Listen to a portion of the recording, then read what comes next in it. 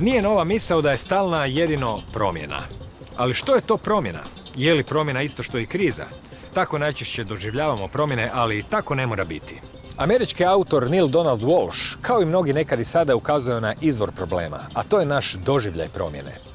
Postoje sredstva i način kako promijeniti naš doživljaj promjene, ali to je nemoguće bez zadiranja u principe kako život zapravo funkcionira, ili bolje rečeno u naše predodžbe o tome kako život funkcionira. Naše predodžbe o životu su u samoj biti odgovora na pitanje zašto se promjene događaju i kako se nositi s njima.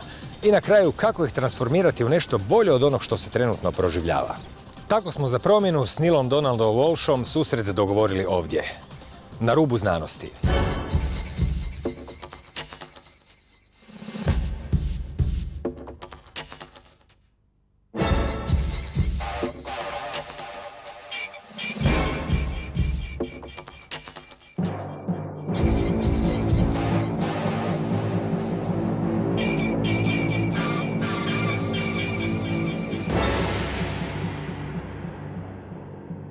Za početak, gospodine Walsch, dobar dan. Thank you. It's lovely to be with you. I appreciate the opportunity. Za početak popričamo o vremenu u kojem živimo, s obzirom da je danas sve jasnije u kojoj mjeri zapravo čovjek treba proučiti svoje vlastite navike i mišljenja i na neki način se od njih odmaknuti. Živimo u vrijeme koje ima jako velike promjene, možda čak i neviđene po svojoj brzini, čak što više zbivaju se unutar jedne generacije. Pred kojim izazovima su ljudi u kontekstu tih brzih promjena koje više nisu u rasponu od 50 godina, 30, 20, nego čak na godišnjoj razini? I think the challenge for most people is that we have not really been taught in specific terms about how we might most beneficially deal with change. People have a resistance to change. It's a natural resistance. Most people would like things to stay the same. They want their family situation to stay the same. They want their work situation to stay the same. They don't, understandably don't want upheaval, but no one is teaching us how to deal with upheaval and change. We don't learn it in school. We don't learn it in church. We don't learn it in our families. We simply don't have the equipment to deal with change. And I want to suggest to you that I believe that the equipment is largely, not exclusively, but largely spiritual. That is, when we have a deeper, richer understanding of the purpose of change, why things change in our life, and how we can use change to advance the agenda of the human soul, suddenly change becomes not only something that we can deal with, but in fact, in an interesting way, something we can look forward to. But in order for us to embrace such a notion, which is radical for sure, we would have to have first embraced the idea that we do have a soul. We would have to have a different idea about who we are as entities. Who are we really? Why are we on the earth? What is the point of life when it's all said and done? And what, if anything, happens at the end of this physical experience? Once we've answered those large questions, the smaller issues of how to transform change into a tool that drives the evolutionary process forward begins to answer itself. So I think that the opportunity in front of human beings right now is to change our idea about change itself. What is the purpose of it? What is the point of it? What can it be used for beneficially?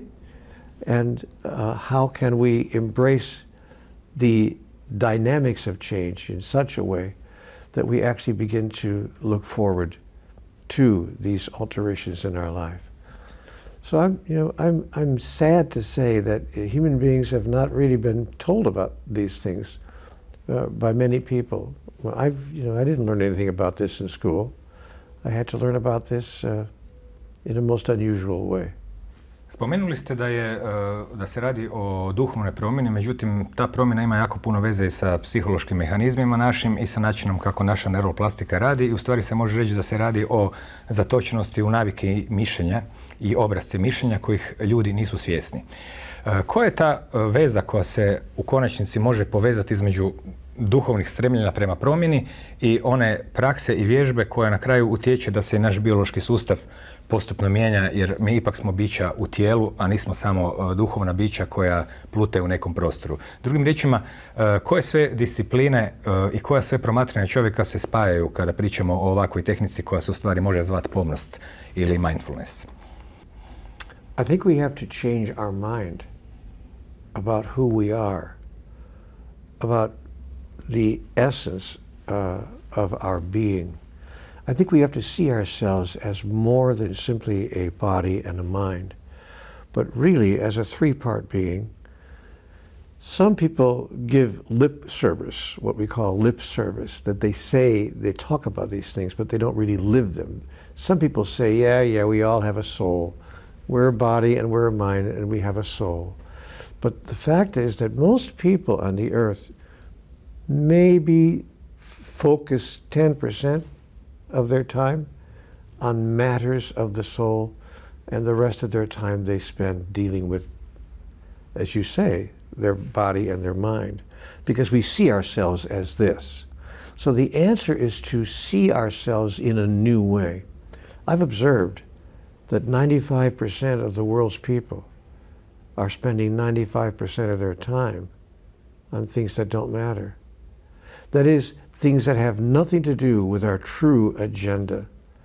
So the way that we can get out of this cage that we're in is to have the courage, have the willingness to adopt a new perspective, to see ourselves in a new way, to see ourselves as three-part beings, body, mind, and soul, and to begin to see that the soul is the most important, not the least important, aspect of who we are. That the soul is the aspect of us that has the true agenda for life itself, under its control. And so our opportunity is to begin living life from the soul's agenda, using the body and the mind as tools of the soul with which to complete the agenda. Our agenda is spiritual, not physical. But we're not here to, do all the things that people do in their physical lives. Get the guy, get the girl, get the car, get the job, get the house, get the spouse, get the children, get the better job, get the better car, get the better spouse, get the better house, get the better spouse, get the better spouse, get the better spouse, and then finally get your name on the office door in the corner, and maybe you get the retirement watch and you get the gray hair, and then you get out because you're done. The game is over. Really? Is that the sum total of human experience? Is that what we're here for? No. It turns out there's more going on here than meets the eye. Or as William Shakespeare put it, I thought eloquently, there are more things in heaven and earth, Horatio, than are dreamt of in your philosophy. So when we begin to understand that life is not about these things I've just mentioned, it's okay to do those things. We do those things as a part of the process through which we serve what life is really about. But life is really about, in my understanding, the agenda of the soul. And when we begin to serve that agenda, all these changes that occur in our life become tools with which to advance our agenda. And we not only experience our changes in a different way, but as I mentioned earlier, we actually begin to look forward to them. We actually begin to anticipate them, and we actually begin to create them. And life becomes not a process of reaction to all the changes, but a process of creating the changes in such a way that we are finally serving our true reason for being alive, which has nothing to do with your job, your relationship, of these things that I mentioned before. Those are all wonderful aspects of human experience. I'm not making them wrong. I'm simply saying that they are methods by which we advance the agenda of the soul. So what I've learned in my life is to begin to see life from a totally different perspective, from the perspective of the soul rather than the perspective of the body and the mind.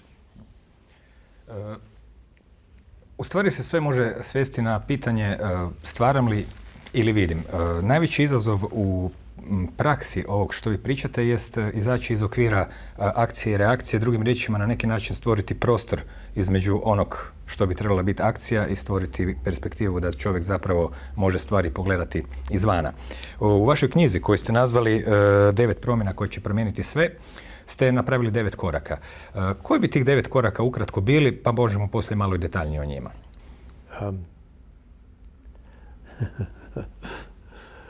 I should have studied my own book. I wrote that book 7 or 8 years ago. I'm not sure I have the whole list memorized, but I do know some of the major things. We want to change our idea of change itself and stop seeing it as something that we want to resist. So I think the first change is to change our idea about change itself. We also want to change our behavior when change occurs. Many people, when changes happen in their lives, self-isolate. That is, they step outside of their normal social interactions, even in their own family, and they tend to spend a lot of time by themselves. So we want to change that behavior of isolating ourselves and change our idea of change itself. We want to change our response to change. And we want to change our thought about why change is occurring. And most important, we want to change our thought about who is causing the change. See, we think that change is happening to us, but the truth is that change is happening through us. That we're not standing on the side of everything, watching all this happen. We have a co-creative role in the process. Our exterior experience, that is the experience outside of my body, is being co-created collaboratively by all the souls who are involved in any given moment and in any given passage through life. Our interior experience, what I'm experiencing inside, of course, is created by me and by me alone.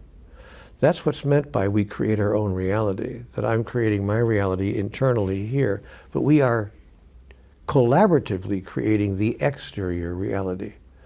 And there's a reason that we're creating it in the way that it's being created. The exterior reality, the changes that occur in all of our lives, are being created collaboratively to serve the individual agenda of all, how would I put this, of all the players in the game, of all the people, all the souls who are involved. So I think among those 9 changes is we want to begin to change our idea of the purpose of life, change our thought about who we are, change our conception of why change is occurring, change our thought about who is creating change, change our idea that we are the victims of the changes that occur in our life, and most important, change our idea of what will happen once the change takes place.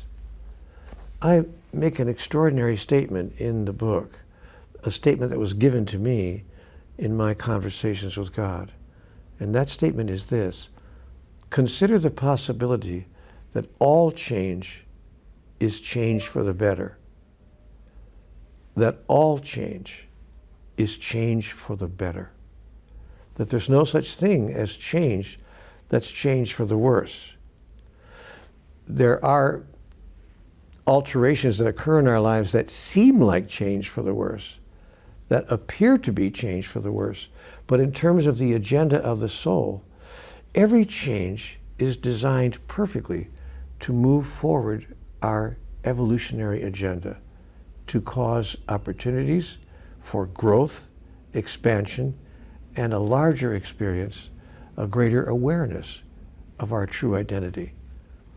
Given that that's what's true, and given what our true identity is, it would really be impossible for us to be victims in the highest spiritual sense of the changes that occur in our lives. So that's the biggest of the 9 changes, is to change our idea about change itself and to begin to embrace the notion that all change is change for the better. Let me add one thing about that. When a person begins to embrace the idea that all change is change for the better, they change their response to the changes that are occurring. When they change their response to the changes that are occurring, shifting from frustration and disappointment and maybe even anger to acceptance and joyfulness and excitement, that shifts the energetic projection that each person moves out from them and projects onto the experience itself. Energy is a wonderful aspect of life. Energy affects energy itself. If something is occurring energetically here and we throw negative energy at it, that negative energy that we throw at it is going to create a negative impact over here. On the other hand, if something is happening over here energetically and we throw positive energy at it, it's going to have a transformative impact on what's happening over here and could very well shift and alter the original event that we thought was so bad to begin with. So the opportunity is for us to shift the exterior reality by changing our interior response to change itself. U stvari, glavna razlika o kojoj mi pričamo je razlika između doživljaja i događaja i mi često puta mislimo da je naš doživljaj u stvari sam događaj, mada on to u stvari nije. Naravno, uvjetovani smo svojim nekim navikama. Na koji način čovjek može, što može raditi da istupi iz tog čvrstog stiska navika koje ga uporno vraćaju u stare obrasce? Jer jedna je stvar mentalno shvatiti, a druga stvar je u stvari na neki način integrirati to u svoj život. You're asking a very profound question. It may be one of the most important questions in life. What you're discussing is how to change concept into function or concept into experience. We can have, as you've just said, a concept about ourselves. I am patient, I am understanding, I am forgiving, I'm kind, I'm gentle, and then something happens, and our visceral response, our physical response, and even our mental response sometimes overrides all the concepts that we had about those things. I'm very familiar with that because that happens in my life all the time. And I wrote the book. And it happens to me, although it happens less and less and less. So the tools that I have used and that I invite other people to use to reduce the number of times that we have those reactions until finally we get to a place of zero, which is where masters live. And there are certain people who have mastered life in that way, who've gotten down to zero. I'm not at zero yet, but I'm about maybe 30 or 40% away from zero, where I don't do that anymore. But right now, 3 times out of 10, I still react that way. The tools that I offer myself and others are discipline, commitment, understanding, and really in a reverse order. First, understanding. And I'm repeating myself, I'm sorry, but I want to say again, we have to understand who we are at our fundamental basis. Who are we? Are we simply chemical creatures? Are we really simply just biological entities, not unlike a whale or a dolphin or a bird in the sky, perhaps more complex, but basically a human, just a mammal, an animal? Or are we in fact a spiritual entity that has a body and has a mind, but that is essentially a spiritual entity? So the first level of the first tool that I offer people is understanding. People must come to a brand new understanding of who we really are. What is our true identity? I assert and I claim and I suggest that our true identity is we are a spiritual entity. I'm not my body. This is not who I am. I'm not even my mind. But my body and my mind are tools that are used by who I really am. If I embrace that notion as my reality, then I can begin to take the pathway from concept to experience. But first I must gain that understanding. I must decide. It's a decision I make. You know what? I am actually a spiritual entity. And I have to ask myself some questions then. When I decide that I'm a spiritual entity, I have to ask myself a profound question. What am I doing here? Why would a spiritual entity come to a physical reality? What would be the point of that? Until I become clear on that, I do not have a full understanding with which to engage the events and the circumstances and the situations of my life. But if I have that full understanding, and I've written 9 books on this, so I couldn't possibly give it to you in a brief interview, but once we get that full understanding of who we are and why we're here, then we go to the second tool, which is commitment. We must be committed. We must make an agreement with ourselves. We must commit within ourselves to take that understanding and put it into action and translate it from concept to experience. And we must be determined to do that. It takes determination and commitment and understanding. So in my life, I see the various events that occur in my life, including this interview, and what happened to me this morning when they brought room service to my hotel room, and what happened to me on the airplane at the airport, and all the things that happen in my life, the big things and the small things. I have to see each of those events as an invitation. Ah, I see it, an invitation for me to decide once again, to declare once again, and then to demonstrate once again who I really am. Thus to move forward and to advance the evolution of my soul, which is what I came here to do, which is what all entities have come into the physical reality to do, to move forward the agenda of the soul, which is to evolve and become a grander and grander version of who they really are. Definicije su korisne i ta pitanja s obzirom da čovjek mora prvo znati s čime ima posla. Pa prvo pitanje je bilo znači ko smo mi. Drugo pitanje svakako bi bilo što je zapravo onaj kaos koji se ljudima događa u životu, uz što je on vezan. I vi ste u knjizi objasnili da se on tiče takozvane velike trojke.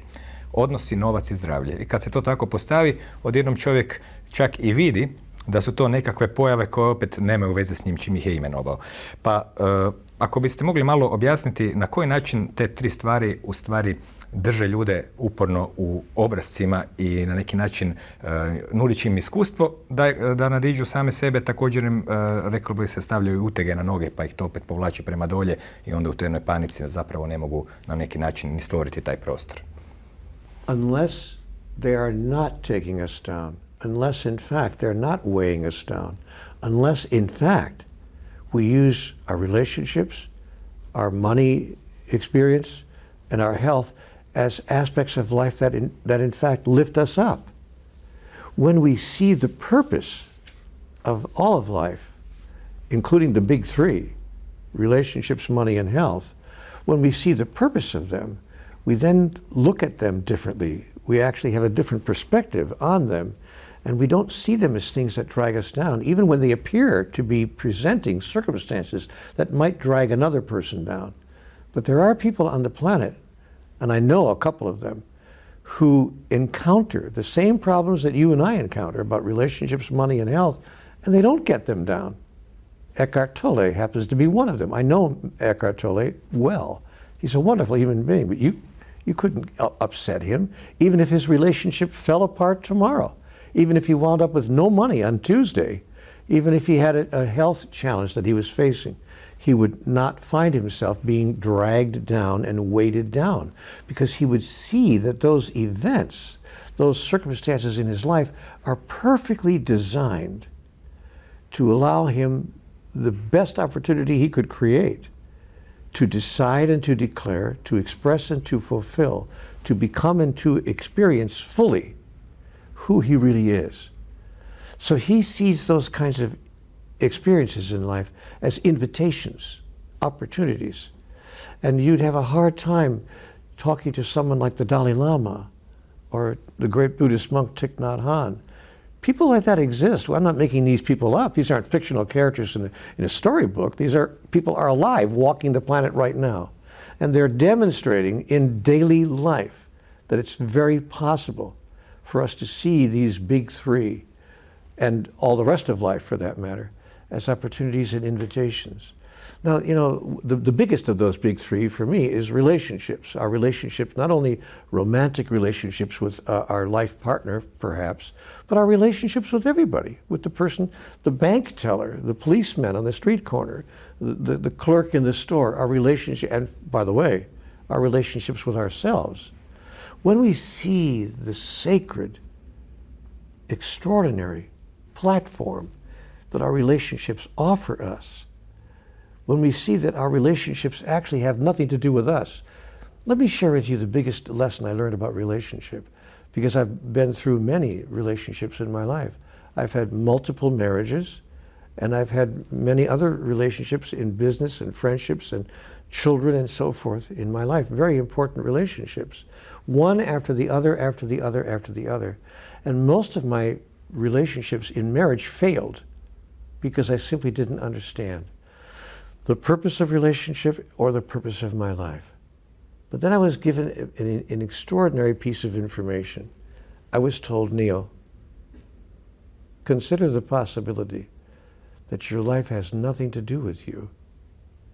Nothing to do with you. Consider the possibility that your life is really about everyone else whose life you touch and the way in which you touch it. Consider the possibility that the only reason relationship exists is to provide you an invitation and an opportunity to give to that relationship all that you have to give, that you might then express who you really are. If you did that on a daily basis, do you think your relationship would improve and be better than it was before? The answer to me is obviously yes.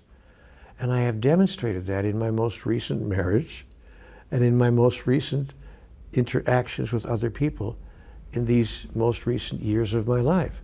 But the first 50 years of my life, the first half century, I thought that the purpose of relationship was to see what I could get out of it.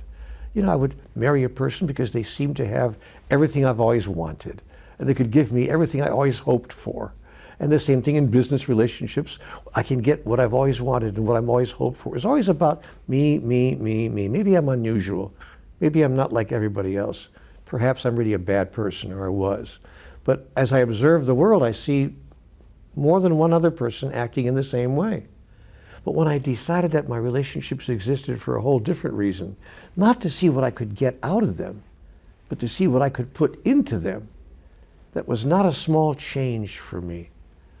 And it was the same way in my relationship with money. Not, you know, how can I get as much money? What do I need to do to get as much money in my life as I can?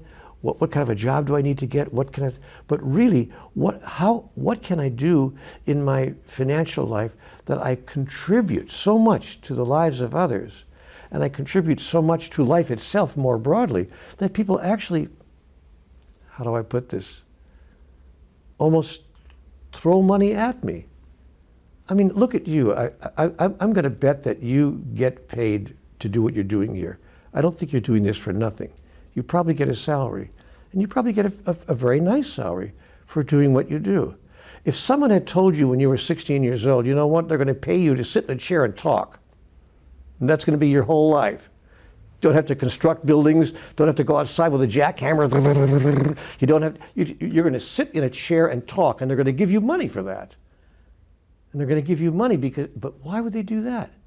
Because you don't just sit in the chair and talk. You sit in a chair and you contribute to the conversation that enlivens and expands people's lives.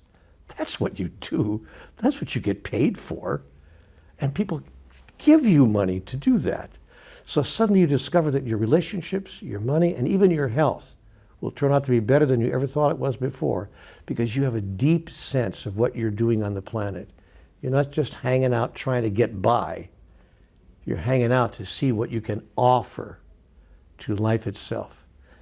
You're that kind of person. I can sense it in you. And I bet if I talked to 10 people who know you, they would say you have got him exactly right. Malo prije ste spomenuli rečenicu mi. Zapravo je zanimljivo jer ponekad jedan primjer govori više od 1000 riječi. Znači mi smo sad teoretski raspravljali o toj temi. Međutim, u vašoj knjizi dajete 2 dobra primjera, a takvi bi se primjera moglo naći jako puno, koje zorno to prikazuju. Jer taj spiritualni pogled na stvari o kojem govorite je zapravo elementarna jednostavna logika. Primjerice, spominjete jednog čovjeka koji je rekao da on jadan ostavljen, da bi se ispostavilo da ga je samo cura ostavila, ali ga nisu ostavili mama, tata, djeca ni drugi, znači on zapravo i nije bio ostavljen, samo mu se činilo. Spominjete osobu koju ste preplašili, pa ona rekla vi ste me preplašili, a vi ste u stvari rekli ne, sami ste se preplašili, u vama je strah. Ovo što ste čuli su samo senzacije, zvuk i tako dalje. Zašto je to vas uplašilo, ja ne znam. Drugim riječima, takvi primjeri pokazuju na koji način mi ne primjenjujemo čistu logiku u životu. Pa na koji način se sa ljudima susrećete i u kojim rasponima u stvari su ljudi vezani uz interpretaciju svog doživljaja umjesto uz jednostavnu logiku koja se stvara time što imaš malo širi pogled na stvari? The main problem is a lack of willingness to step away from their previously held cultural story about who they are, the reason for life, why things are the way they are, what things are scary, what things are not okay. You know, in other words, the main problem is we're using the data of our mind, which is collected through all the years since we were born, and we imagine that that data is accurate. So that if somebody leaves you, if your girlfriend leaves you and your relationship is over, you're supposed to feel terrible about that. You're supposed to feel that you were not treated properly, you were not treated justly, and you've been injured, that because that's how people are supposed to feel. After all, that's how it is in the movies, that's how it is in the books that we read, all the information we've gotten. So we're basing our response to life's events on what we've been told and what the mind has gathered from many different sources, hardly ever from its own experience.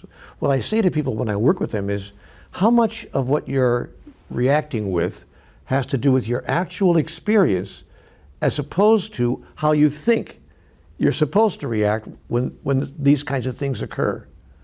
Let me give you a perfect example. I have a friend whose name is Byron Katie. And Katie calls herself by her last name. And Katie's a marvelous human being, and she tells the story of how she was in one of the big cities in America, and some man pulled her off the street, pulled her into an alley, and he pulled a gun on her. And he said, give me all of your valuables. So she gave him her watch, and she gave him her ring, and she gave him the money she had in her handbag, but she was looking directly into his eyes, and she wasn't afraid of him. And he looked at her and he said, you know, I'm really sorry that you've gotten such a good look at me, because I'm going to have to kill you, because you see who I am. You haven't looked away. You've looked right in my face. So he put a silencer on the gun. He said, I'm going to have to kill you. I'm sorry, but I didn't realize you'd get such a good look at me. And she looked at him. Ordinary person would be, you know, and get very scared. But she looked at him and she said, do the best you can do. You need to do the best you can do. In this situation, if that's the best solution you can come up with, you need to do the best you can do. Because she was not coming from the previous data of her mind, which tells her to be upset, scared, run, you know, scream, cry, whatever. She was coming from a whole different place in her reality. And he looked at her and he said, lady, you're crazy. He dropped the gun, he dropped her handbag, he just turned around and ran away. He realized he had run into a crazy person. Well, it wasn't really a crazy person at all. It was, as you say, a very logical, oriented person who was clear about what is so and what is not so. So here's the answer to the condition we find ourselves in. We have to decide, we have to commit to expanding our understanding, so we come to great clarity about what is really true, what is so, and what is not so. Katie developed a whole process around this, which she calls the work. And when we confront any situation in our life, we're invited to engage the process that she calls self-inquiry, in which we ask ourselves three important questions. One, is it true? Is it really true? What you think is true? Number two, how does it make you feel when you think that it's true? And number three, what would change for you if you thought that it wasn't true? Those are very important, intriguing questions. When human beings begin to engage that kind of logical process, that kind of thought system, to say nothing of some of the solutions that a spiritual point of view, the point of view of the soul that I often talk about, bring to us, when we make a commitment, you know, there's more here than meets the eye. There's more here than I understand. when we make a commitment to engage that information and to bring it into our life, to use it functionally and not just conceptually, all these responses that you're talking about that are automatic responses change. And our automatic responses, our reactions become creations. And life becomes not a process of reaction, but a process of creation. And I get to create, moment to moment, who I now choose to be. Even as I'm doing right here in this interview. It's happening right in front of your face. Ovaj primjer koji ste spomenuli je jako dobar po pitanju teme kojom se bavite u knjizi, a ona je riječ o odabiru svojih emocija. Naravno, nameće se pitanje od kuda one proizlaze, odnosno što je sponzor tih emocija, kako ste to nazvali. I naravno, često puta se tu pojavljuje riječ strah, pa onda se često puta i strah miješa sa ljubavlju i slično. Možete li objasniti tu ideju o sponzoru svih emocija? Jer ako čovjek želi promijeniti odabir svojih emocija, kao što je ova osoba promijenila u toj mračnoj uličici, pa odlučila neću se bojati nego nešto drugo, ona je zapravo ukinula sponzora svih emocija, nešto se promijenilo. Međutim, ljudi su vezani uz emocije, one ih tjeraju na plakanje, na strah, na želju. Na koji način se uopće može promijeniti odabir svojih emocija? Yes, that's a very good question. Let me begin my answer by telling you that emotions are not things that come over us. Many people think that I was overcome by emotion, and I didn't have much choice. How I feel is how I feel. But the great revelation that has been given to me is that we do in fact choose our emotion. The mind selects the emotion it wishes to experience. It does it lightning fast, I will admit that, as fast as that. But it does make the choice. And how we can change our emotion is by going back in the hall of mirrors and changing the conditions which produce the emotions that we are feeling. For instance, we change our thought about the event. Let's pick an event. Let's say the event is somebody pulls a gun on you. Say, what is my thought about that event? Well, my thought is this is a very dangerous situation. I could die here. This is a very difficult situation to be in, and I need to be scared. But we can change that thought when we change our truth about the event. Someone pulls a gun on you, and truth comes in three brand names, I could call it, at the truth store. You can buy into the imagined truth, or you could buy into the apparent truth, or you could buy into the actual truth. Depending on which truth you buy into, you will have a thought about the event that generates the emotion that you express and decide to experience through you. So we have to decide what's really true. That's where Katie's work is so important. What's really true here about this situation? But what is our truth based on? Our truth is based on the data that our mind holds about the event. The data that your mind holds about somebody pulling a gun on you is probably that this is a very dangerous situation that I'm in, and I could die right here. I have to do something to protect myself. But what's interesting about how Katie reacted was she didn't feel she had to do something to protect herself. Her concern was not for herself. Her concern was actually for him. She said, you know what? You have to do what's best for you. If that's the best you can do, you need to do that. And he was so dumbfounded. He was so struck. He was so unbelievable about what he was hearing that he actually dropped the gun and realized he was in the space of a crazy lady. Didn't know how to react. But she did know how to react. So the answer to how one changes one's emotion is to change what you're thinking about what's happening, by changing the truth that you hold with regard to what's happening, by exploring deeply the data that your mind has given you with regard to what's happening, to make sure that data is accurate. Because almost all the data that the mind holds about what's going on in our life is inaccurate. It's false data. It's not true. It's not real. It's something that we have either made up or been told by somebody else, and has nothing to do with our actual experience. Mada ste rekli da niste dugo čitali svoju knjigu pa ne znate nabrojiti svojih 9 promjena, ali zapravo su one integralni dio, kako to već ide u holografskom modelu, svaki dijelić sadrži na neki način cjelinu. Tako da ste u stvari većinu tih točaka saželi u ovim rečenicama. Na kraju se dolazi do toga da zapravo čovjek treba na neki način promijeniti ideju o budućim promjenama i promijeniti svoj identitet. Ta ista ideja danas na neki način kroz mnogo puteva dolazi do ljudi. U korporacijama se direktore poručava mindfulnessu. Joe Dispenza u knjizi Placebo ste vi opet koristite i tu istu metodu i on je to nazvao stvaranje novog ja. Znači kada jednom čovjeku uz dovoljno vježbe i dnevne prakse, da tako kažemo, počne postupno stvarati razmak između svojih emocija, doživljaja, pitanja što ja to vidim. Je li ova prodavačica namrgođena zato jer me mrzi ili je samo usta stoje u krivu, a to nema nikakve veze sa mnom. Dolazimo do pitanja kako promijeniti ideje, dakle da budemo praktični, o budućim promjenama i u konačnici svoj identitet. Pa na koji način i kako u vašem iskustvu i iskustvu drugih ljudi do toga dolazi? Jer zapravo bi ljudi htjeli u stvari imati neki učinak od onog što se u njima događa, a u stvari se događaju vrlo praktične stvari, mada izgledaju vrlo apstraktno i spiritualno. When we change, what it means to change your idea about future change is to alter your perception about anything in the future that may be different from the way it is right now. And we alter our perception by accepting the notion, by embracing the idea that no matter what happens, it's going to be for my own good.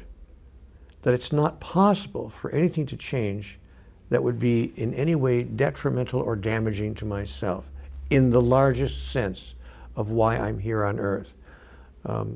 I often use the example, I've asked many people in lectures, if I've mentioned this before here, tell me and stop me, but I give lectures all over the world, and I sit in front of hundreds of people and I say to them, how many of you have had an experience in your life that you thought was the worst change that could ever happen to you, only to find out 2 months or maybe 2 years later that it was the best thing that ever happened to you?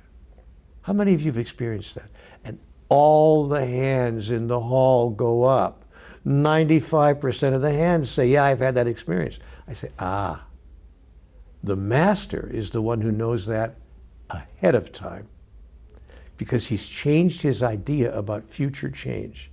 He doesn't have to wait 2 years to see how it all turns out. He knows ahead of time that it's all going to turn out just like it did in the past. He's learned from his own experience. He's still here, still sitting in the chair. Everything is fine. He's okay, and he can go forward with his life, even though 2 years ago he thought it was the worst thing that could ever happen to him. So the master is the one who changes his idea about future change by using his own past as the pattern and the prediction of how it's all going to go and how it's all going to be. And by the way, that's true even if things continue to turn out in a way that we call badly, they turn out badly, even after 2 years. Because our purpose here on the planet is to evolve the human soul. It has nothing to do with your body and your mind. And so even when the worst happens and continues to happen, we see that spiritual masters use those events and those conditions and those circumstances as invitations and opportunities to grow into the fullest expression of who they really are, which is an individuation of divinity. And that gets to the last question you asked. What does it mean to change our identity? My identity, I don't identify with this. This is just something I have. It's a piece of equipment, a nice piece of equipment, sophisticated equipment, but equipment nonetheless. This is not me. If I got into an accident and I lost my arm, I wouldn't lose a part of me. That's not me. It's just a piece of equipment. My mind is not me either. I don't identify with my mind. I have changed my identity in such a way that I now see who I really am. I see myself as an individuation of divinity itself, as a single expression, dare I say this, of God. And frankly, I believe all of life is an expression of God. There's nothing that is not a single expression of God. But there are many individuals who do not know that, and so they are not acting in that way. But when we change our identity, we change our fundamental idea of who we are. which then necessarily has a domino effect. If I change my idea of who I am, then I must necessarily change my idea of why I'm here and how I can activate why I'm here and change from concept to experience. I've just described to you what every spiritual master has done in their life. This is all that Jesus did. This is all that Buddha did. This is all that Lao Tzu did. This is all that Helen of Bingen did. This is all that Mother Mary did. This is all that any master, male or female through the years, have done. All they've done is change their idea of who they are. They saw themselves as sacred representations of divinity. It's really quite simple. Mnogi ljudi u stvari doživljavaju jake poruke i najjače, i to su najveći izazovi današnjeg doba, bolest. Mogli bismo se zapitati zbog čega danas toga toliko ima i s obzirom da, kao što ste rekli, svaka promjena u stvari na bolje. I moglo se primijetiti da su mnogi ljudi značajno poboljšali svoja zdravstvena stanja, ne baveći se liječenjem, ne baveći se prehranom, ne baveći se zapravo nijednom od tih medijatora i posrednika, nego jednostavnom primjenom ovog što vi pričate. Drugim riječima, evo, bio sam osobno, imao prilike vidjeti ljude koji nisu mogli 20 minuta sjediti na mjesto od bolova u leđima da bi se zapravo bavili samo sličnim učenjima, da bi se nakon nekog vremena to nestajalo. Drugim riječima, ovdje i opet ne pričamo o nekakvim stvarnostima koje su toliko iza nas da mi moramo biti visoki duhovni ljudi, nego pričamo o svakodnevnom životu, jer on to zapravo jest. U kojoj mjeri ste do sad vidjeli učinke na zdravlje kada čovjek počne na neki način promatrati svijet iz ovih perspektive, ovih 9 koraka ili kako god to nazvali? Everything changes when we embrace a larger notion of who we are, and when we get our mind to expand the data. Here's the challenge.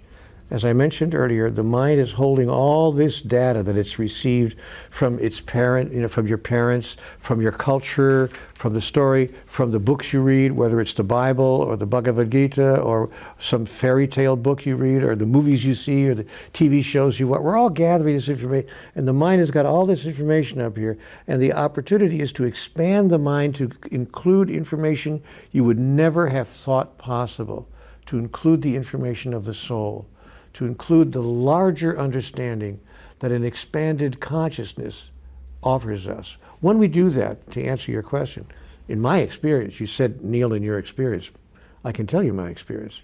Everything changed overnight. I mean, my financial situation changed virtually in 6 months. I was a street person. You may know my history. I lived on the sidewalk, and I was a street person, not for a couple of weeks or a bad summer, for an entire year. Try it sometime for a year. Go outside next weekend and don't come in for a year with no money in your pocket and no way to earn money. It's an interesting experience.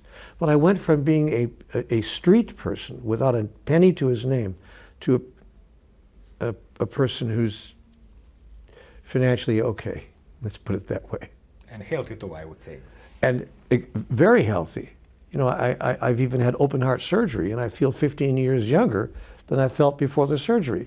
But I have even faced the fear of death, you know, because the surgeon said, you know, we're not taking your tonsils out here. We're not getting a tooth pulled. We're going to stop your heart for 4 hours and put you on a machine across the room, and we're going to open you up, and we're going to give you, you know, new arteries in your heart. I had open heart surgery. I had a quintuple bypass.